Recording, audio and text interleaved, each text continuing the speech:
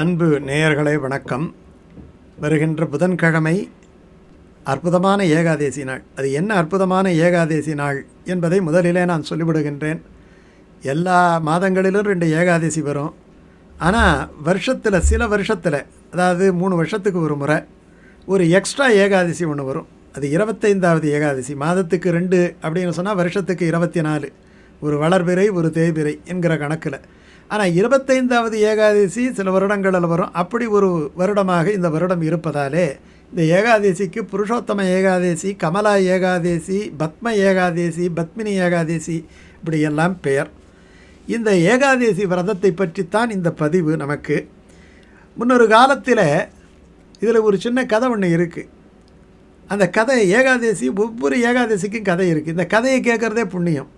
முன்னொரு காலத்தில் முக்தி தரும் நகரேழில் முக்கியமான அவந்தி நகரம்னுட்டு ஒரு நகரம் இருக்குது. அங்கே சிவசர்மா அப்படின்ட்டு ஒரு அந்தணர் இருந்தார்.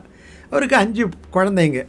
இந்த கடைசி பையன் மட்டும் ரொம்ப கஷ்டமான பையனாக இருந்தான். அப்பா சொல்கிற பேச்சு எதையும் கேட்கறது கிடையாது. எதெல்லாம் குணக்கேடான செயல்களோ அந்த செயல்களை செய்து கொண்டிருந்தான். ரொம்ப கொடியவனாக இருந்தான். ரொம்ப பேர் புகார் கூறிக்கிட்டு இருந்தாங்க, என்னங்க இவ்வளவு ஒரு நல்லவருக்கு இப்படிப்பட்ட ஒரு குழந்தைகளான்னுட்டு. எல்லா உறவினர்களும் திட்ட ஆரம்பிச்சிட்டாங்க. அதனால் அவன் அந்த வீட்டை விட்டு துரத்தப்பட்டான். இவனை வச்சுக்கிட்டு இருந்தா பாக்கி பேரையும் கெடுத்துடுவான் போல இருக்குது அப்படின்னு நினச்சிக்கிட்டு அவனை வீட்டை விட்டு விரட்டியாச்சு. பந்துக்களும் கைவிட்டு விட்டனர்.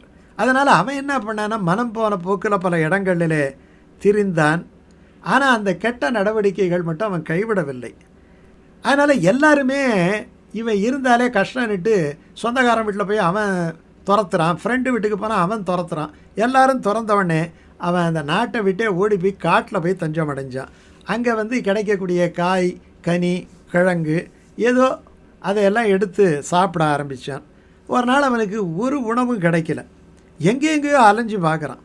ரொம்ப பசி தாங்காமல் ரொம்ப கஷ்டப்பட்டு அவன் அப்படியே நடந்து போய் பிரயாகை, திரிவேணி சங்கமம்னு சொல்கிறோம் இல்லையா, அந்த இடத்த போய் அடைந்தான். அடைந்தவொடனே வயிற்ற பசி கிள்ளுது, எதுவுமே கிடைக்கல. ஆனால் நதி ஓடிக்கொண்டு இருக்கிறது. அந்த நதியில் இறங்கி 2 உள்ளங்கையாலும் நீர் பருகி பசிக்காக அவன் நீரை பருக ஆரம்பித்தான். அதில் போயிட்டு ஸ்நானம் பண்ணான். ஏன்னா எங்கேயோ களைச்சி வந்துட்டான் இல்லையா, அதனால் ஸ்நானம் பண்ணான். அப்படி பண்ண உடனே ஏதாவது ஆகாரம் கிடைக்குமா? இப்போது ஸ்நானம் பண்ண உடனே பசி இன்னும் கூட ஆயிடுச்சு. தண்ணீரை வேறு அவன் பசிக்காக பருகி இருக்கிறான். உடனே பார்த்திங்கன்னா அங்கெல்லாம் முனிவர்களெல்லாம் ஆசிரமங்களை வைத்து கொண்டு அவர்கள் இறைவனை வணங்கி கொண்டிருந்தனர். அங்கே ஹரிமித்ரர் அப்படின்ட்டு ஒரு முனிவருடைய ஆசிரமத்தை அடைந்தான். அங்கே எல்லாரும் கூடியிருந்தாங்க. அன்னைக்கு ஏகாதசி நாள். அந்த கமலா ஏகாதசி என்கிற அந்த அதிக ஏகாதசி நாளுங்கிறதால ஹரிமித்ரர் அந்த ஏகாதசியினுடைய கதையை முதல்ல எல்லாருக்கும் சொல்லிக்கிட்டு இருந்தார். ஏன்னா விரத மகாத்மியம்னு சொல்லுவாங்க. அதை கேட்குறதே பெரிய ஆனந்தம் இல்லையா? இந்த உங்களுக்கு ஒரு விஷயம் தெரியும், 7 நாளில் உயிர் போவதுங்கிறது தெரிஞ்சிடுச்சு. யாருக்கு தெரிஞ்சு போச்சு? சுகபிரம்ம ரிஷி ஸ்ரீமத் பாகவதத்தை சொல்கிறார் இல்லையா. பாகவதத்தை சொல்லும் பொழுது அந்த பரீட்சித்து மன்னனுக்கு தெரிஞ்சு போச்சு, 7 நாள் நம்ம தட்சகணங்கிற பாம்பு தீண்டி நம்ம உயிர் போகுது. ரொம்ப டிக்ளேர்டு ஒன் அது அவனுக்கு தெரிஞ்சு. உடனே அவன்கிட்ட சுகபிரம்ம ரிஷி இந்த பாகவதத்தை எடுத்து சொல்கிறார். பாகவதத்தை எடுத்து சொல்லிவிட்டு கடைசியாக இந்த 7 நாள் உனக்கு எப்படி இருந்தது அப்படின்னு கேட்கும் பொழுது, நான் இத்தனை நாள் வாழும் பொழுது எந்த சுகத்தையும் நான் அனுபவிக்கவில்லை. ஆனால் ஸ்ரீமத் பாகவதத்தை தங்களுடைய திருவாக்கினாலே இந்த 7 நாள் கேட்டேன் இல்லையா, என்னுடைய வாழ்க்கையினுடைய இதை போல ஒரு எல்லையற்ற சந்தோஷத்தை நான் அனுபவித்ததே இல்லை. ஏன்னா சிரவணம் பண்ணுறது, கேட்கறதுங்கிறது விசேஷம் சொல்கிறத விட. இங்கே ஹரிமித்திரர் ஏகாதசி மகாத்மியத்தை எடுத்து சொல்ல அவரவர்களெல்லாம் ஆனந்தமாக கேட்டுக்கொண்டே இருக்கின்றனர். இவன் சாப்பிட ஏதாவது கிடைக்குமான்னு நினச்சவன் போது இவன் வாய்க்கு விருந்து நினைத்து அங்கே சென்றான். ஆனால் இவனுக்கு வாய்க்கு விருந்து கிடைக்கவில்லை, ஆனால் செவிக்கு விருந்து கிடைத்தது. தித்திக்கும் மொழிகள் கிடைத்தன. அந்த கதையை அவனும் கேட்டான்.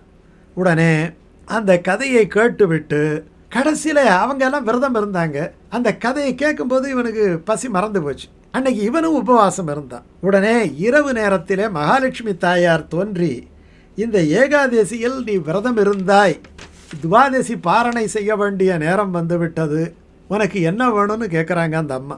உடனே நீங்கள் யாரும்மா அப்படின்ட்டு இவர் திருப்பி கேட்குறார். கேட்கும் பொழுது, ஜெயசர்மா, நான் தான் மகாலட்சுமி. நாராயணன் உனக்காக என்னை அனுப்பி வைத்திருக்கின்றான். உன்னுடைய விரதத்தினாலே நாங்கள் எல்லாம் மகிழ்ச்சி அடைந்தோம். ஆகையினால உனக்கு என்ன வேண்டும் வரத்தை நீ கேட்கலாம். இனி உன்னுடைய சந்ததியிலே யாரும் வறுமையோடு இருக்க மாட்டார்கள், உன் சந்ததியே தனவான்களாக விளங்குவார்கள் அப்படின்னுட்டு அந்த மகாலட்சுமி தாயார் சொல்ல இவனுக்கு ஆனந்த கண்ணீர். உடனே மகாலட்சுமி தொடர்ந்து இந்த ஏகாதசியினுடைய சிறப்பு என்ன, அது யாரெல்லாம் அந்த ஏகாதசி விரதத்தை இருக்கிறார்கள் அவர்களுக்கு என்னவெல்லாம் பெரிய பெரிய பதவிகளும் செல்வங்களும் கிடைத்தன என்பதையெல்லாம் விளக்கமாக சொல்ல அவன் அதை கேட்டு ரொம்ப சந்தோஷப்படுறான். அவனுக்கு செல்வம் கிடைத்தது போலவே ஒரு மகிழ்ச்சி.